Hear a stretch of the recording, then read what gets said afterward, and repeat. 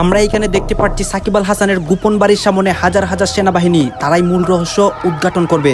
1000 টাকার নোটগুলা মানে অনেক অনেক মানে বিগ অ্যামাউন্ট, প্রায় 20 কোটি টাকার কম হবে না। ক্রিকেটার সাকিব আল হাসান, আমরা আরো জানতে মাগুরাতে যাচ্ছি সহকর্মী আলিমুজ্জামান। সেই কাজ কিভাবে করতে পারে অবাক বাংলাদেশ। আমরা সাকিব যদি কোনো ভুল করে থাকে, সাকিবের বিচার হবে আইনি প্রক্রিয়া। সাকিব আল হাসান এই মুহূর্তে তার পরিচয় কি জানেন? সে একজন দুর্নীতিগ্রস্ত ব্যক্তি। একদিকে সাকিব আল হাসানকে নিয়ে অনেক আলোচনা সমালোচনা হচ্ছে, রাজপথে তাণ্ডব হচ্ছে, অন্যদিকে সাকিব আল হাসানকে নিয়ে আমরা কি দেখতে পাচ্ছি? সাকিব আল হাসান এইটা কিভাবে করলো? দর্শক শ্রোতা, আপনারা এটা সবাই জানেন, দেশের মধ্যে বাংলাদেশ সেনাবাহিনীরা কিন্তু দুর্নীতিবাজদেরকে ধরতেছে, টাকা পাচারকারী, টাকা আত্মসাৎকারী সবাইকে এক এক করে ধরতেছে এবং শাস্তি দিচ্ছে। এখন এটা কি হয়েছে? দর্শক শ্রোতা, সাকিব আল হাসানের কিন্তু খুবই খারাপ অবস্থা হবে। আপনারা এটা সবাই জানেন, সাধারণ মানুষরা কিন্তু সাকিব আল হাসানকে নিয়ে অনেক আন্দোলন করতেছে এবং মুখোমুখি সংঘর্ষও হচ্ছে। এর ভিতরেই এই ঘটনাটি দেখে সারা বাংলাদেশ অবাক। সবকিছু আপনাদেরকে এক এক করে দেখাবো, আমরা ঘটনাস্থলে যাব এবং লাইভ সহ আপনাদেরকে সবকিছু স্পষ্ট ক্লিয়ার করব এবং তাকে কিভাবে ধরা হয় এবং সর্বশেষ কি হয়। আপনাদের কাছে আমার একটা রিকোয়েস্ট, সম্পূর্ণ ভিডিও না দেখে কেউ বাজে মন্তব্য করবেন না। এই যে দেখেন এগুলো আগে। তবে সাকিব আল হাসান এই মুহূর্তে তার পরিচয় কি জানেন? সে একজন দুর্নীতিগ্রস্ত ব্যক্তি, সাধারণ শ্রমিকের টাকা মারা একজন ব্যক্তি। শ্রমিকের পারিশ্রমিক দিচ্ছে না, সে কাকড়া ব্যবসা কইরা প্রায় 1 কোটি টাকা শ্রমিকের বেতন ভাতা মজুরি সে দেয় নাই। এটা নিয়ে আমি বহুত আগে একবার একটা রিপোর্ট করছিলাম। কাকড়া ব্যবসার জন্য সাকিব বেসিক্যালি খেলোয়াড় কম ব্যবসায়ী বেশি। সে বাংলাদেশে যখনই আসে শোরুম উদ্বোধন, ভারতে জায়গা দৌড় দিয়ে উদ্বোধন, খালি এগুলার মধ্যে ব্যস্ত ছিল। আর দেশের এই দুর্দিনে কথা বলে নাই, কারণ সে আমেরিকাতে নিজের সেট আপ করে ফেলছে, এবার কট খাইছে। পরিস্থিতিটা বুঝতে আছে, দেশে আসলে যে পিঠের চামড়া পাবলিক খুব আদর করে এটা ফুলাই দিবে, এটাই বুঝতেছে। ক্রিকেটের ক্যারিয়ারে একদিকে খারাপ সময় মুখোমুখি, আর এই মুহূর্তে রাজনীতিতেও খারাপ সময়, আর সবকিছু মিলিয়ে আপনার ছাত্র গণ অভ্যুত্থানের মুখে প্রধানমন্ত্রীর পদত্যাগের পর যেহেতু সে এমপি ছিল, বাকি যারা এমপি আছে তারাই তো পালানোর লেগে বর্ডারে দৌড়াদৌড়ি করে, আর যারা পারছে পালাই গেছে। এখন সাকিব আল হাসান কি বাংলাদেশ ক্রিকেট থেকে আবার বাংলাদেশে আসবে অথবা বাংলাদেশে ঢুকার সাহস করছে না?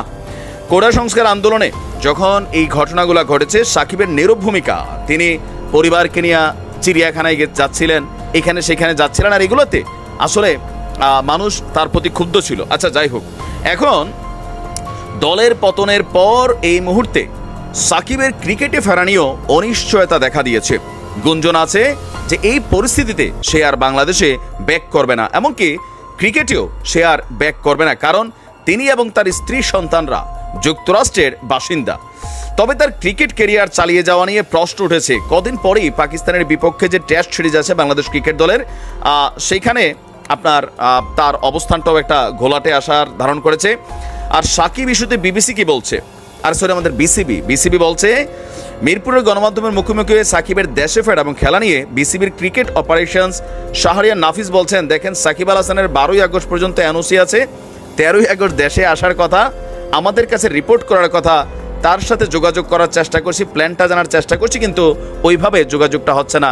তো আর 2 দিন পরে দেশে ফেরার কথা। এই মুহূর্তে পাগল হয় না সাকিব আল হাসান যে সে বাংলাদেশে ফিরবে। আর সংসদ বিলুপ্ত হওয়ার কারণে যেহেতু তার এমপিগিরি নাই, রাষ্ট্রপতির আদেশ অনুযায়ী সাকিব আল হাসান এখন আর সংসদ সদস্য নন, ক্রিকেটারই আছে। আর যেহেতু নিরাপত্তার ব্যাপার আছে, সে ব্যাপারে তার বাংলাদেশে এই মুহূর্তে আসার ইস্যুটা মানে অনেকটা অনিশ্চিত বা একটা যোগাযোগ বিচ্ছিন্ন আছে। ক্রিকেটারদের মধ্যে অনেকেই আমাদের এই ইস্যুতে নিজেদের শক্ত অবস্থান প্রকাশ করছে, কিন্তু সাকিব আল হাসান, মাশরাফি বিন মুর্তজা, তারা ক্রিকেট খেলা দেশ এবং জাতির কাছে ভালোবাসা পাইছে, ক্রিকেট খেলা মানুষের কাছে গ্রহণযোগ্যতা পাইছে, কিন্তু যখন দিন শেষে দলের এমন অপকর্মের বিরুদ্ধে একটা কথা বলার সাহস পায় নাই, দেশের লক্ষ লক্ষ মানুষ তাদেরকে ভালোবাসে ক্রিকেটের জন্য, রাজনৈতিক ক্যারিয়ার হিসাবে না, সেই মুহূর্তে তাদের নীরবতা, তাদের বাড়িঘর ভাঙচুরেছে, আগুন দেওয়া হয়েছে। আর এই সিচুয়েশনে আপনি মানে শিওর থাকেন আগামী 2, 4, 5 বছরও সাকিব আল হাসান দেশে আসবে না। তবে হ্যাঁ, ডক্টর ইউনূস যে সুন্দর বক্তব্য দিচ্ছেন যে তিনি সবার সরকার প্রধান, সেই ক্ষেত্রে আওয়ামী লীগ যতটা টেনশন পাচ্ছে বা এরকম বিষয়গুলো হয়তো এখানে একটু পজিটিভ আসতে পারে। মাইরি, সত্যি করে বলছি আমি একদম আশ্চর্য হয়ে গেছি দাদা, কাজটা করলো কি? ঘটনা যদি সত্যি হয় তাহলে কিন্তু ছুটিয়ে লাল করে দেওয়া দরকার, কারণ এই গুড বয় কেন যেন আস্তে আস্তে ব্যাড বয়ে পরিণত হয়ে যাচ্ছে। বুঝতেই পারছেন কাকে নিয়ে কথা বলছি। এপার বাংলা ওপার বাংলা আন্তর্জাতিকভাবে সবচেয়ে বেশি পরিচিত বাংলাদেশের যে cricketer, the poster boy Shakib Al Hasan. দর্শক, বিভিন্ন রকম আলোচনার পরে সাকিব ভাইকে নিয়ে গতকালকে যেই বিষয়টা সামনে আসছে, এটা ডাইরেক্ট সাধারণ জনগণের সাথে কানেক্টেড, কারণ এটার নাম হচ্ছে শেয়ার বাজার। শেয়ার বাজারের যে কারসাজি হচ্ছে এই গত কয়েকটা বছর ধরে, আপনারা জানেন সাধারণ মানুষ একদম রাস্তার মধ্যে অনেকে আছে, বাট যারা পুঁজিপতি রাতারাতি কোটি কোটি টাকা মুনাফা করে ফেলতেছে। একটা কোম্পানি মাত্র 14 দিনে আপনার 15 কোটি টাকা মুনাফা করে ফেলছে শেয়ার বাজার থেকে। এরপরে নামছে ইনভেস্টিগেশন, আর সেই ইনভেস্টিগেশনের যেই নাম আসছে একটা পার্টে আমাদের সাকিব আল হাসান ভাইয়ের একটা কোম্পানি। দর্শক, বাংলাদেশের প্রথম সারির নিউজ সময় টেলিভিশন তারা কিন্তু একটা প্রতিবেদন করেছে, হয়তো আজকের দিনে আরো গণমাধ্যমে এই খবরগুলো আসবে। দেশের প্রধান শেয়ার বাজার ঢাকা স্টক এক্সচেঞ্জের এক অনুসন্ধানে শেয়ারে ব্যাপক কারসাজির তথ্য প্রমাণ পাওয়া গেছে। এতে অন্যদের সাথে নাম উঠে এসেছে মনার্ক হোল্ডিংসের চেয়ারম্যান এবং ক্রিকেটার সাকিব আল হাসান এবং এই প্রতিষ্ঠানটির ব্যবস্থাপনা পরিচালক কাজী সাদিয়া হাসানের নামও এখানে উঠে এসেছে। ডিএসইর তদন্ত প্রতিবেদনে বেসরকারি ওয়ান ব্যাংকের শেয়ারে ব্যাপক নয়ছয়ের প্রমাণ মিলেছে, যার নেপথ্যে রয়েছেন দেশের শেয়ার বাজারে। আমরা এখানে দেখতে পাচ্ছি সাকিব আল হাসানকে নিয়ে অনেক আলোচনা এবং সমালোচনা হচ্ছে এবং তাকে নিয়ে কিন্তু অনেক কথাই হচ্ছে। দর্শক শ্রোতা, এখন কিন্তু আপনারা মূল বিষয়টা দেখতে পারবেন। মূল যে বিষয়টা এটা কিন্তু আপনারা এখন স্পষ্টভাবে লাইভ সহকারে দেখবেন। এই যে ভিডিওগুলো কিন্তু আপনারা সম্পূর্ণ ধৈর্য সহকারে দেখবেন, তাহলে মূল বিষয়টা আপনারা স্পষ্ট ক্লিয়ার হতে পারবেন। এই যে দেখেন, বাংলার জান সাকিব আল হাসান। সাকিবকে নিয়ে এমন বাক্য বেশ চালু আছে সর্বত্রই, কিন্তু একের পর এক বিতর্কের জন্ম দিয়ে আলোচনায় আসা সাকিব আবারও বিতর্কের জন্ম দিয়েছেন। আসলে আন্দোলন যারা করতেছে তারা আগেও সাকিব বিরোধী ছিল, এখনো সাকিব বিরোধী।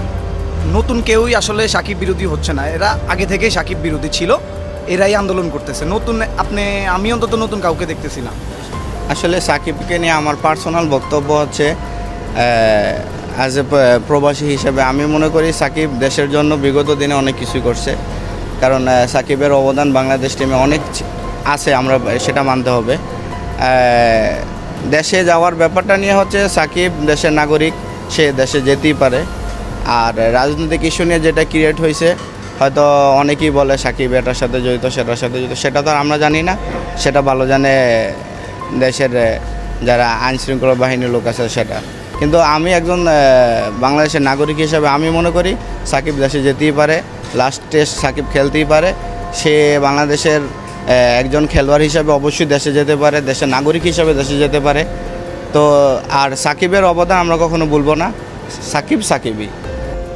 আমি আগেও বলছি, এখনও বলতেছি, এটা সম্পূর্ণ হচ্ছে রাজনৈতিক ইস্যু নিয়ে সমস্যা হইতেছে সাকিবের, কিন্তু অ্যাজ এ ক্রিকেটার মানুষের নাম জানা গেছে সাকিব আল হাসান জেনেক্স, ইনফোসিস, ফরচুন শুজ ও সোনালী পেপারের নামে শেয়ার কেনাবেচার কাজটির তদারকি করতেন এই লুটেরা হিরো।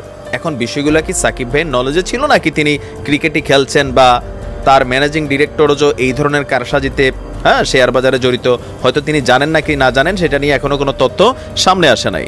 এখন এই ঘটনার জন্য আপনার পুঁজিবাজার নিয়ন্ত্রক সংস্থা Bangladesh securities and exchange commission BSEC সম্প্রতি এই যে মূলকাণ্ডের যিনি খলনায়ক হিরোর বাবা এবং তার সহযোগীদের উপর 3 কোটি টাকা জরিমানা করেছে। জরিমানার এই অর্থ আদায়ে BSECর পক্ষ থেকে আগে আদেশও জারি করা হয়েছে। এখন যারা সহযোগী বলতে আমরা কি সাকিব আল হাসানও কি এটার মধ্যে জরিমানা দিতে হবে কিনা সেটা আমরা জানি না, তবে জরিমানার বিষয়টা আমার কাছে মনে হচ্ছে 15 কোটি টাকার বিনিময়ে 3 কোটি টাকা জরিমানা 14 দিনে, তাহলে বোঝাই যাচ্ছে যে শেয়ার বাজার আসলে কারা কিভাবে খাইয়া ফেলতেছেন। 15 কোটিতে 30 কোটি জরিমানা করা দরকার ছিল, যেন অন্য প্রতিষ্ঠানগুলা ভবিষ্যতে এই ধরনের কৃত্রিম সংকট তৈরি করা সাধারণ মানুষরা এখানে লোভ দেখাইয়া ইনভেস্ট করাইয়া রাস্তার ফকির আর বানাইতে না পারে। কিন্তু 3 কোটি টাকা আসলে এরা যে টাকাটা মুনাফা করছে, তো সেইখানে 3 কোটি টাকা আসলেই কোনো টাকা? দর্শক, এই বিষয়ে জানতে চাইলে BSECর নির্বাহী পরিচালক এবং মুখপাত্র মোহাম্মদ রেজাউল করিম বলছেন, কারসাজির ঘটনায় জরিমানা সহ বিভিন্ন ব্যবস্থা গ্রহণ করা একটি চলমান প্রক্রিয়া। কারো বিরুদ্ধে কারসাজির তথ্য প্রমাণ পাওয়া গেলে আইন মেনে তা নিষ্পত্তি করা হয়। বাজারের শৃঙ্খলা এবং বিনিয়োগকারীদের স্বার্থ সুরক্ষায় এই ধরনের ব্যবস্থা ভবিষ্যতেও চলমান থাকবে। আমরা ধন্যবাদ দেই, কিন্তু আমরা বলতে চাই এই পর্যন্ত শেয়ার বাজারে যারা যারা মারা খাইছে আমজনতা, কারা খাইছে? আমজনতা। নামে বেনামে বিভিন্ন প্রতিষ্ঠান এখানে আসে, কৃত্রিম বাজার তৈরি করে সাধারণ মানুষ দেখে যে শেয়ারের সূচক উপরের দিকে দৌড়াইতেছে, তখন করে কি নিজের টাকা, আত্মীয় স্বজনের টাকা, জায়গা জমি বেচা, লোন লইয়া এখানে টাকা ইনভেস্ট করে। যখন ওই কোম্পানিগুলা হিরোর মতন দেখে যে একটা বিশাল একটা লভ্যাংশ এদের আসছে, পট করে শেয়ারটা ফালাই দেয়। তো ফালাই দিলে হয় কি, এরা তাদের যে লাভ করার বিষয়টা, ওই যে নিজেরা কিনে, মানে এই শেয়ারটা যখন কিনা বেশি হচ্ছে, এটার দাম বাড়তেছে। দেখেন এটা টেকনিক কি। তো সাকিব আল হাসানের উচিত, এটার জন্য আমি জানি না যে উনি কি স্টেটমেন্ট দেবেন, ওনার স্টেটমেন্টের পর্যন্ত আমরা অপেক্ষা করছি। সাকিব ভাই দেশের জন্য খেলেন, দেশের মানুষ আপনাকে ভালোবাসেন, আপনার প্রতিষ্ঠান বা আপনার নাম যখন এখানে আসে, নিঃসন্দেহে এটা বাংলাদেশের জন্য লজ্জার বিষয়, ক্রিকেটারদের জন্য লজ্জার বিষয়। মাশাআল্লাহ আপনার ব্যবসার অনেক খাত আছে, সাইট আছে, আপনি সম্প্রতি হকি টিম কিনছেন, আমরা খুশি। কিন্তু যখন এই বিষয়গুলো আসে, আপনার নাম সেখানে কানেক্টেড হয়, আপনার জ্ঞাত বা অজ্ঞাত, তিনি হচ্ছেন আওয়ামী লীগের রাজনীতির সঙ্গে জড়িত এবং তারা চান না মিরপুরে এসে সাকিব আল হাসান টেস্ট খেলুক। কদিন আগে আপনি যেমনটা দেখেছিলেন যে এই যে মিরপুরের প্রাচীর, সেখানে আপনার ওই সাকিবের বিরুদ্ধে অনেক কিছু লেখা হয়েছিল, স্লোগান লিখে দিয়ে গিয়েছিল, তারপরে হচ্ছে সেটা মোছার পর আবারও কিন্তু চলছে। আমরা সেটা যদি আপনাদেরকে দেখাই, এই যে সাকিবকে নিয়ে তাদের যে অবস্থান, তাদের আগের অবস্থানেই তারা রয়েছে। আমরা মিরপুর স্টেডিয়ামের ঠিক বাইরে রয়েছি, এটা হচ্ছে 2 নম্বর গেট। এই 2 নম্বর গেটের বাইরে চিত্র এগুলা কিছুক্ষণ আগে, জাস্ট আমি যদি বলি 4-5 মিনিট আগে হবে, এটা তারা শুরু করেছে, এখনো করছে, এখনো তারা লিখছে দেয়ালে এসে সাকিবের বিরুদ্ধে। এবং এখানে এসে পুলিশও তাদের বাধা দেওয়ার চেষ্টা করেছিল। পুলিশ বলেছিল যে আপনারা কেন এই দেয়ালের মধ্যে এগুলা করছেন, কিন্তু তাদের দাবি যে এটা তাদের অধিকার, এমনটা তারা দাবি করছে। তারা হচ্ছে যারা আওয়ামী লীগের রাজনীতির সঙ্গে জড়িত, তাদেরকে তারা কোনোভাবে মানতে পারছে না এবং তাদের দাবি সাকিব যেন বাংলাদেশের জার্সিতে প্রতিনিধিত্ব না করে। আমরা একটু বিসিবির অন্য একটা গেটে যাই, সেখানকার অবস্থান যদি আপনাদেরকে দেখাই, যে ঠিক ওই পাশে ওইখানেও কিন্তু স্মারকলিপি নিয়ে তারা ভেতরে প্রবেশের চেষ্টা করছে। আমরা একটু তাদের কাছে যাব এবং তাদের ব্যাখ্যাটা কি, তাদের কি মতামত, সেটা আমরা জানতে চাই। একদম বিসিবির মূল ফটকের দিকে যাচ্ছি, রেজওয়ানুজ্জামান, সেখানকার চিত্রটা আপনি দেখছেন। এই যে বিসিবির মূল গেটে তারা অবস্থান করছেন এবং তারা ভেতরে প্রবেশ করতে চাইছেন।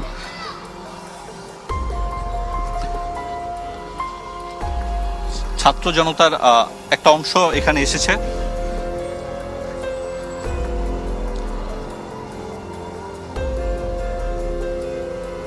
এবং তারা বিসিবির মূল গেটে দাঁড়িয়ে আছে। আপনারা কি ভেতরে যেতে যাচ্ছেন? জি ভাই। সেখানে কোনো কিছু হয়েছে যে আপনারা যেতে পারছেন না? বুঝিনি। মানে ভেতরে কি যেতে বাধা দেওয়া হচ্ছে? বাধা দেওয়া হচ্ছে বলতে তারা বলছে তারা পারমিশন নিতে গিয়েছে, বাট অনেক সময় এখন পর্যন্ত মানে চলে গেছে। আমরা বুঝতেছি না এত লেট কি জন্য হচ্ছে। আমাদের নিজেদেরকে মনে হচ্ছে যে আমরা আসলে কোনো প্রকার অপরাধী, যাদেরকে এইভাবে মানে দাঁড় করে রাখা হয়েছে পুলিশ দিয়ে। এরকম সিন কেন করতেছে অনলি দে নো। আপনাদের আসার কথা ছিল যে 2:30টায় এসে তারপরে হয়তো স্মারকলিপি দেওয়ার কথা ছিল। আপনাদের সবাই এসছেন, মানে এখন আপনাদের ভেতরে যাওয়ার পালা। জি। সেক্ষেত্রে বিসিবি, আপনারা তো দেখলেন এখানে সাকিব আল হাসানকে নিয়ে অনেক আলোচনা এবং সমালোচনা হচ্ছে, দেশের অনেক দুর্নীতি নিয়েও অনেক কথা হচ্ছে। দর্শক শ্রোতা, এইসব নিয়ে আপনাদের মন্তব্য কি? এবং সাকিব আল হাসানকে নিয়ে যে দেশের মধ্যে এত আন্দোলন হচ্ছে, মিছিল হচ্ছে সাকিবের দর্শক, এবং অন্যদিকে সাকিবের যারা হ্যাটার্স রয়েছে তারা রাজপথে নেমে এবং তাদের মধ্যে কিন্তু একটা সংঘর্ষ হয়। দর্শক শ্রোতা, এইসব নিয়ে কিন্তু দেশের মধ্যে অনেক কথা বার হচ্ছে এবং মানে তুলপার কাণ্ড হচ্ছে। এসব নিয়ে আপনাদের মন্তব্য কি এবং সাকিব আল হাসানকে নিয়ে আপনার মন্তব্য কি, এটা কিন্তু অবশ্যই কমেন্ট বক্সে লিখবেন। আর হ্যাঁ, আপনাদের কাছে আমার একটা রিকোয়েস্ট থাকবে, আমার চ্যানেলটি সাবস্ক্রাইব করবেন এবং পাশে থাকা বেল আইকনটি বাজিয়ে যাবেন, যাতে করে নেক্সট ভিডিওটা সবার আগে আপনাদের কাছে পৌঁছায়। ধন্যবাদ।